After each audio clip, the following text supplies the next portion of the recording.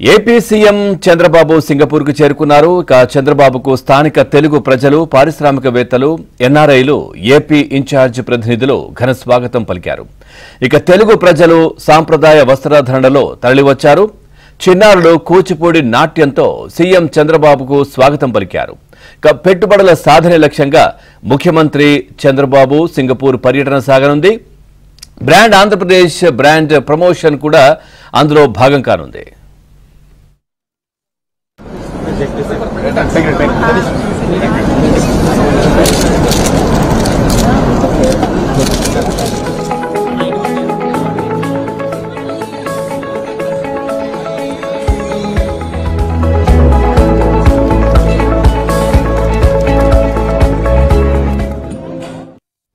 ఐదు రోజుల పర్యటనలో భాగంగా చంద్రబాబు ప్రముఖ పారిశ్రామికవేత్తలు, సంస్థల ప్రతినిధులతో భేటీ అవుతారు. ఈ పర్యటనలో సీఎం మొత్తం 29 కార్యక్రమాల్లో పాల్గొంటారు. అందులో 6 ప్రభుత్వ భేటీలు, 14 1-to-1 సమావేశాలు, 4 సందర్శనలు, 3 రౌండ్ టేబుల్ సమావేశాలు, 1 డయాస్పోరా సమావేశం, 1 రోడ్ షో కార్యక్రమం కూడా ఉంటాయి. రాష్ట్ర అభివృద్ధి లక్ష్యంగా ఐటీ, పరిశ్రమలు, అర్బన్ డెవలప్మెంట్, క్రీడలు, నౌకాశ్రయాలు, ఫిన్టెక్ రంగాల్లో అంతర్జాతీయ భాగస్వామ్య అవకాశాలపై పారిశ్రామికవేత్తలతో సీఎం చర్చలు జరపనున్నారు. ఈ పర్యటనతో అంతర్జాతీయ పెట్టుబడుల రాకకు గేట్వేగా ఏపీ మారనుంది. క్రీడారంగం అభివృద్ధితో పాటు పోర్ట్ ఆధారిత పరిశ్రమల అభివృద్ధికి ముందడుగుగా నిలవనుంది.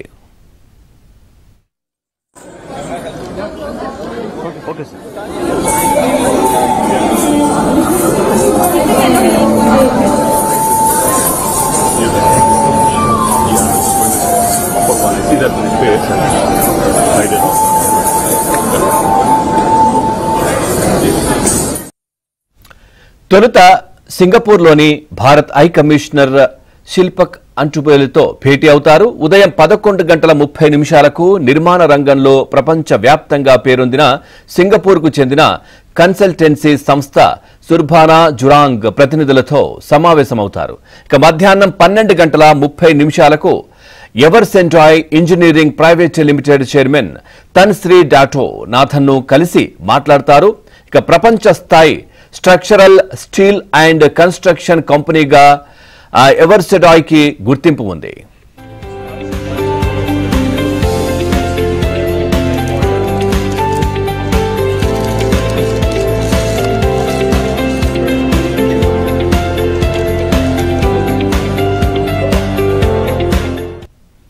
ఇవాళ మధ్యాహ్నం 2 గంటలకు ఓవిస్ ఆడిటోరియంలో జరిగే Telugu diaspora from South East Asia కార్యక్రమంలో సీఎం పాల్గొంటారు.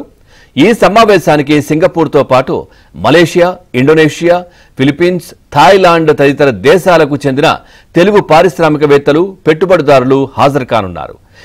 ఏపీ ఈనార్టీ సొసైటీ ఆధ్వర్యంలో జరిగే ఈ సమావేశానికి సుమారు